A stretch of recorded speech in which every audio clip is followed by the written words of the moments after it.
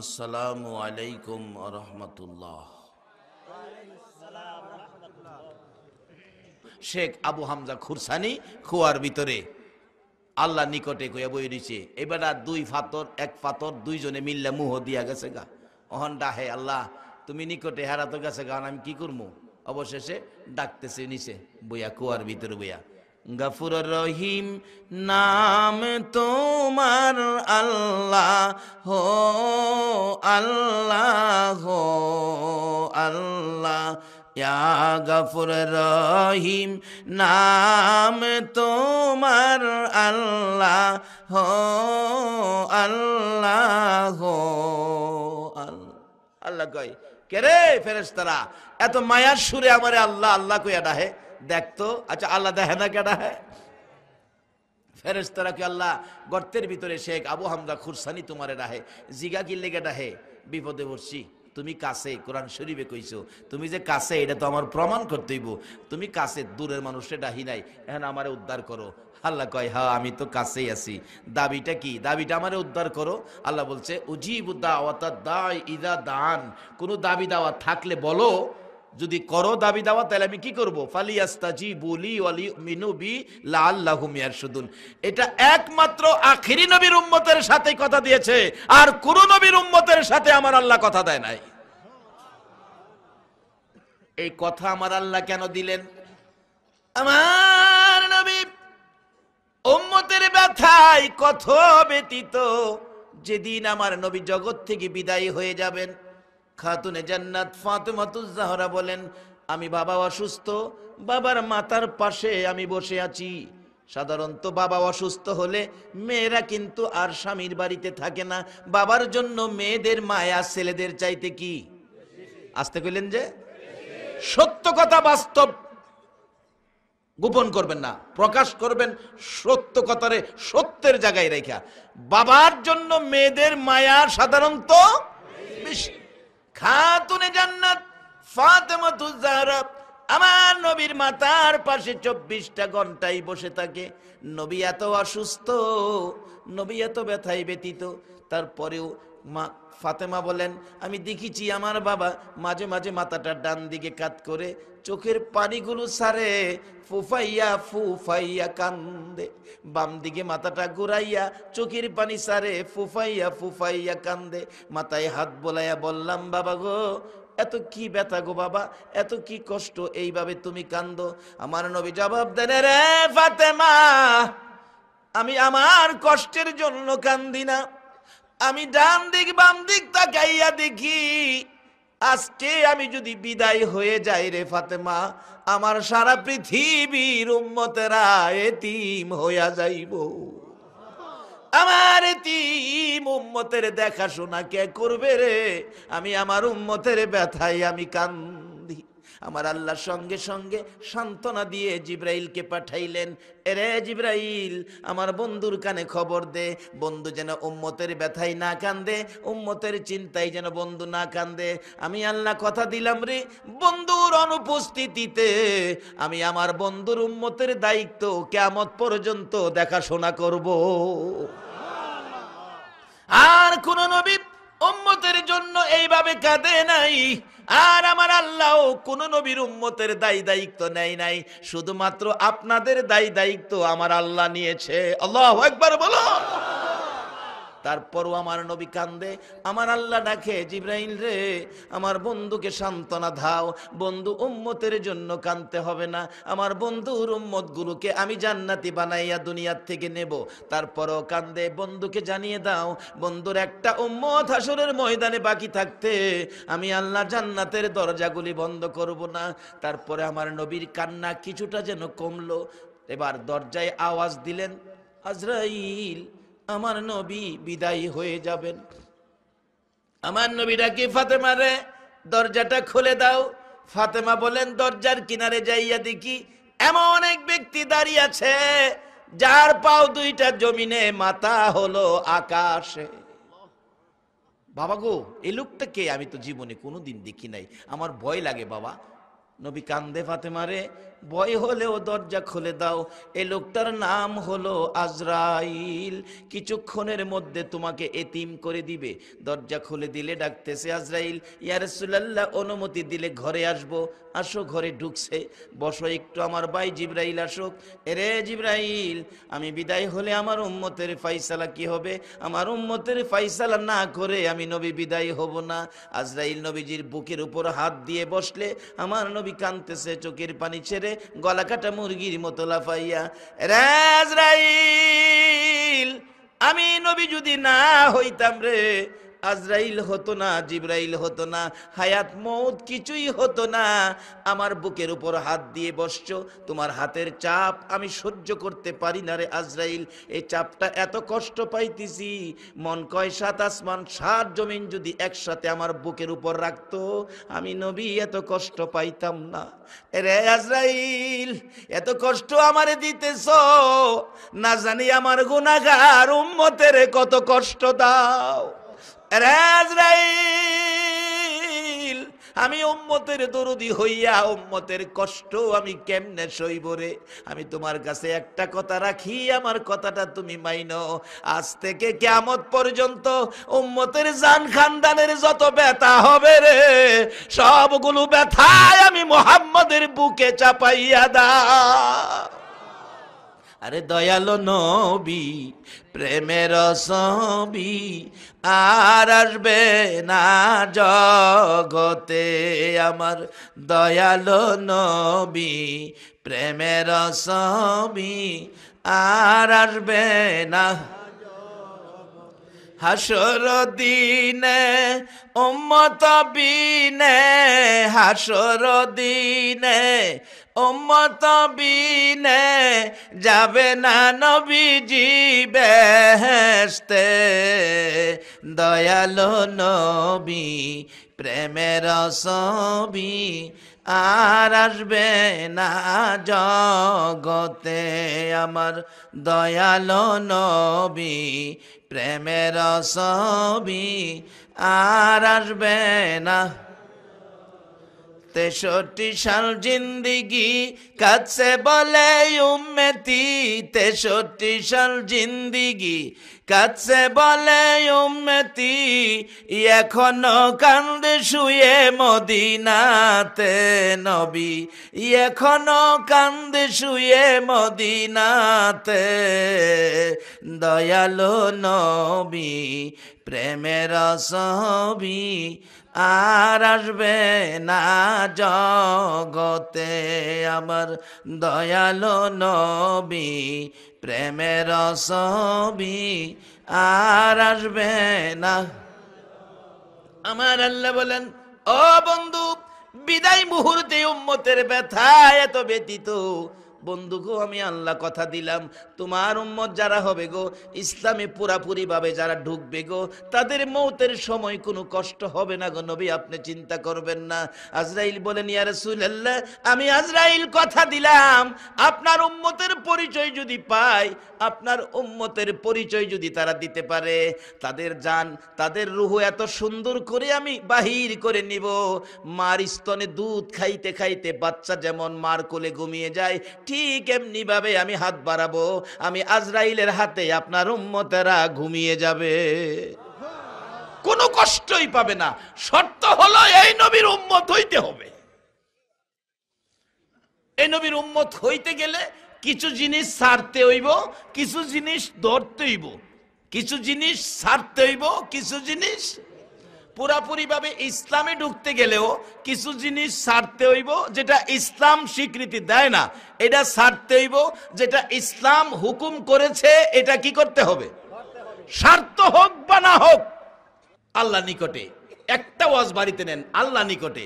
আল্লাহ যদি আমার নিকটে থাকে, তাইলে আমি অন্যায়টা করবো কেমনে? আল্লাহ তো আমার নিকটে। আচ্ছা কন তো, বর্তমানে বাংলাদেশে র্যাবেরে মানুষে ভয় পায়। 60 জন র্যাব যদি রাস্তাটা হাঁটে, এই রাস্তাটার মধ্যে কোনো বেজাল থাকবো? কেন? র্যাব আইতাছে, মানুষ খুব ভয় পায় র্যাবেরে, দেখছি র্যাব আইতাছে।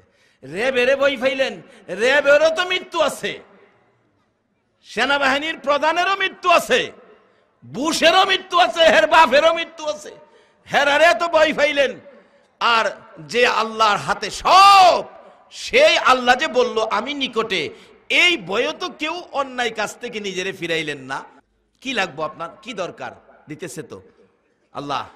আমি তো মাটির নিচে বিপদে আছি, আল্লাহ কোন আমি তো কইছি দাবি দেওয়া পুরা করব, তুমি চিন্তা করতেছো কি লেগা?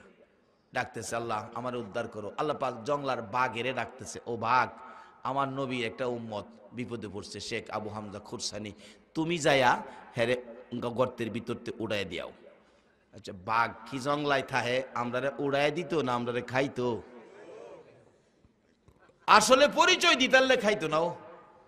আল্লাহ কইছে সমস্ত মাখলুকাতের মধ্যে সৃষ্টির সকল সৃষ্টির শ্রেষ্ঠ হলো মানুষ।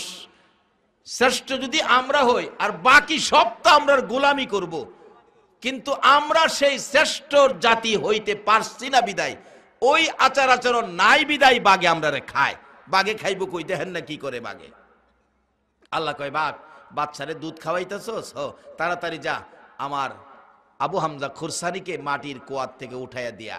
বাঘ দৌড়, পিছে বাচ্চারা দৌড়ে। বাঘ ডাহে, দৌড়িস না, তরাইস না, আমার মালিহের হুকুম। যাইয়া মাথাটা ধাক্কাইয়া, ইরাকের ঘটনা বলছি, পাথর সরাইছে, ডান দিকের সামনের হাতটা ভিতরে ঢুকাইয়া দিছে। যাইতে যাইতে যাইতে যাইতে কুদরতিভাবে বড় হইয়া শেখ আবু হামজার খুরসানির কাছে গেছে। দেখে সামনে কি একটা, কে জানি বলতেছে তোর সামনে কি আইছে, ধর। ধরছে, ধরার পরে দেহে পশম টসম আছে, ভালোই লাগে ধরলে, আরামই লাগে। ধরছে চাপদা। ভাগে কয় আল্লাহ যেটা লেগে ফাড়াইছো এটা ভাবা গেছে। টানতে শুরু করছে আস্তে আস্তে আস্তে আস্তে আস্তে আস্তে না, যখন গর্তের মুখ পর্যন্ত নিচে ফাওড়া। শেখ আবু হামজা খুরসানি কয় সায়াদিহি যেই বড় মুজ দেখা যা, চোখ যেমনে চাইছে এটা দি বাঘে নে। আল্লাহ সাইরা দেমনি। আল্লাহ কো সার থেকে রে, কয় বাঘ দিয়ে আমার টাইনে উপরে উঠাইছে, বাঘে তো মানুষ খায়। আরে বাঘে মানুষ খায় না, বাঘে মানুষটা উঠাইয়া দেয়। ওই যে ভাগ খাইবো আমারে, বাঘে মাথা জাহি দেয় না, আমি খাইতাম না। আখিরি নবীর উম্মত হন, পুরাপুরি ভাবে ইসলামে ঢুকেন, আল্লাহর কসম বাঘ পর্যন্ত আপনাদের গোলামি করবে। আর অহন মশাই ফাইলে সারে না, কয়েল লাগান লাগে। বাঘ গোলামি করবে কিভাবে? আসুন বাস্তবতায় যাই। নবীজির একজন সাহাবীর জীবনী। উনি নদী পথে যাইতেছে, ঘূর্ণিঝড়ে নৌকাটা ভাঙ্গিয়া টুকরা টুকরা করে দিল, সব মানুষ হাবুডুবু খাইতে খাইতে মরে গেল। নবীর সাহাবীটা একটা কাঠের টুকরাই ধরে কোন রকম সাতরায়া কিনার পাইল, ঠাই পাইল, আর শুকনায় উঠে বলতেছে আল্লাহ সবগুলি মানুষ মরল, আমি তো বাঁচলাম। যেখানে খারইয়া কইতাছে আমি বাঁচলাম, এটা সুন্দরবনের মতো আফ্রিকার বাঘ ভাল্লুকের জংলা। যেখানে খারইয়া কইতাছে বাঁচলাম বাঁচলাম, এমন টাইমেই দেহে মানুষের গন্ধ ফায়া জংলার কিনারো যে বাঘ ঘুমাইছে, একটা ঘুমের তুইটা চাইয়া দিছে। চাইছিন সেই দিকে শুকনার দিকে যাইবো, গাছ গাছ রাছে বাড়িঘর খুঁজবো, ছায়া দেহে বাঘ একটা, জংলার বাঘ তো ছোট বাঘ না। বাবা রে বাবা, বাঘ দেখে কই আল্লাহ কই আইলাম, মরছিলাম নদীত ফিরেই মরতাম, অন্দি বাঘে চিরা খাইব। অবশেষে কয় খাইবার আগে একটা পরিচয় আমার তো আছে, পরিচয়টা আমি দিয়া দেখি।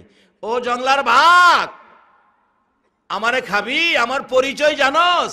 আমি আখিরি নবীর উম্মত, যেই নবীর সৃষ্টি না হইলে তুই বাঘের সৃষ্টি হতো না, আমারে খাইস না। বাঘ দাঁড়ায় শুনছে, কিন্তু পরে আবার আইতাছে, আরে এখন তো খাইবো নে, আবার হাত বাড়াইছে। বাঘ, আমার পরিচয়টা পাইছস না? আমি আখিরি নবীর গোলাম, আখিরি নবীর গোলামি করি, আমারে খাইস না, নবীর গোলামের গায়ে হাত দিস না। ভাগ দাঁড়াইয়া শুনে আবার আইতাছে।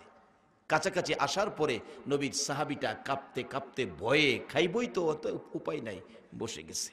বাঘ নবীর সাহাবির ভয় দেখে তার জীবনী লেখে। বাঘ ডাকতেছে, প্রভু গো জবানটা খুলে দাও, আমি নবীর গোলামের সাথে কথা বলি। কথা বলতেছে, ও জংলার ভাগ, মানুষের মতো কথা বলে ডাকতেছে, ও নবীর গোলাম, ভয় পাইতেছো কেন? ভয় পাইও না, আমি তোমারে খাইতে আসি নাই তো, আমি তোমাকে মদিনার পথ দেখাইয়া দিতে আইছি। এই শানে আমি গজল বানাইছি, কইতাম নি? কইতাম নবীজির গোলামের কোনো চিন্তা নাই, চলো নবীজির জান্নাতে মদিনাতে যায়। আপনার লগে কইলেন ভাল লাগে আমার, আমি বুড়ো হয়ে গেছি কেনা। নবীজির গোলামের কোনো চিন্তা নাই। চলো নবীজির জান্নাতে মদিনাতে যাই। চলো নবীজির জান্নাতে মদিনা। কে কে যাবে মদিনায়, মদিনাতে কান্দে নবী উম্মতের মায়ায়। কে কে যাবে মদিনায়, মদিনাতে কান্দে নবী উম্মতের মায়ায়। দিনী রজনী কান্দেন যিনি, দিনী রজনী কান্দেন যিনি শুয়ে রোয়া যায়। চলো নবীজির জান্নাতে মদিনাতে যাই। চলো নবীজির জান্নাতে কঠিন হাসরের দিনে বেহেশতে যাবে না নবী উম্মত বিনে। আল্লাহু আকবার বলো। কঠিন হাসরের দিনে বেহেশতে যাবে না নবী উম্মত বিনে। মাফ করিয়ে দিবেন আল্লাহ, মাফ করিয়ে দিবেন আল্লাহ নবীর ওসিলায়। চলো নবীজির জান্নাতে মদিনাতে যাই। চলো নবীজির জান্নাতে বাঘ ডাকতেছে, নবীর গোলাম বই পেও না, আমি তোমাকে খাইতে আসি নাই। ওই সাহাবীর জীবনী লেখে, ভাগ পিছন থেকে লেজটা ঘুরাইয়া দিয়া বলছে, আমার লেজে ধরো, আমি তোমাকে জংলাটা পার করে মদিনার পথটা দেখাইয়া দেব। বাঘ নবীর পরিচয়। আল্লাহর গোলাম পাইলে, নবীর গোলাম পাইলে না খায়া মদিনার পথ দেখায়, আর মশাই পাইলে 7.5 বার বাপ ডাহায়। কারণটা কি, রূপটা কোথায়? আসুন সামনে যাইতেছি। আপনাদের কষ্ট হইতাছে না তো? আবার কষ্ট হইলেও একটু কষ্ট করেন, কালকে তো আর এখানে কেউ, এই বাতিগুলি কালকে এখানে।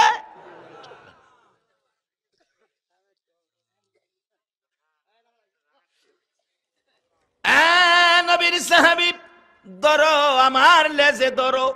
নবীর সাহাবী পিছন থেকে বাঘের লেজের মধ্যে ধরলে, জংলার মাঝখান দিয়ে বাঘ নবীর সাহাবী লইয়া চলছে, আখিরি নবীর উম্মত লইয়া চলছে। জংলায় কি ভাগ একটাই থাকে না আরো আছে? এই বাঘে এনে পরিচয় পাইল, অন্য বাঘেরা তো পরিচয় পায় নাই। ওই বাঘগুলো মানুষ দেখে দৌড়ায় আসতেছে খাওয়ার জন্য। এই ভাগটা তার বাসায় ঘোষণা দিতেছে, এরে জংলার বাঘেরা, না না এদিকে আইস না, আমি কাকে নিয়ে চলছি পরিচয় জাননি? যেই নবী না হইলে কিছুই হতো না, ওই নবীর আদুরের সাহাবী লইয়া আমি রওনা হয়েছি। বেয়াদবি করিস না, আর চোখে তাকাইস না। নবীর সাহাবী বলেন, আমি দেখি বাঘের মুখ থেকে তার বাসার ঘোষণা দেওয়ার পরে সবগুলো বাঘ যেই যেখানে আসছে সেখানেই দাঁড়াইয়া গেছে, সামনে বাড়ে না, শুধু আমার বাঘটা আমাকে লইয়া মাঝখান দিয়ে চলছে। অনেক সময় দেখেন না, কোনো মন্ত্রী মিনিস্টারের গাড়ি আইলে আগে একজন পুলিশ সার্জেন্ট হুন্ডা দিয়া বাঁশি বাজায় সংকেত দেয়, সব গাড়ি থামো, সাইড ব্রেক, থাম, দমক মানে থাম। নিজে দেখছি, শুধু একটা গাড়ি নির্দ্বিধায় চলে, যার কোনো বাধা নাই, মিনিস্টার প্লাগ লাগানো গাড়ি। বাঘ ডাকতেছে, এরে জংলার বাঘেরা, সব বেড়ে খাও, শুধুমাত্র আখিরি নবীর উম্মতের গাড়িটাই চলবে, সব ব্রেক হয়ে তাকিয়ে আছে, মাঝখান দিয়ে জংলার মাঝখান দিয়ে চলছে। এরে বাবারা ভাইয়েরা, শুধু এই জংলার ভিতরে নয়, সেই নবীর উম্মত হইয়া যদি হাশরের ময়দানে যাইতে পারো, সকল নবী রাসূলের উম্মতেরা দাঁড়িয়ে থাকবে, সর্বপ্রথম আখিরি নবীর উম্মতের গাড়ি আল্লাহর জান্নাতের দিকে যাইতে থাকবে।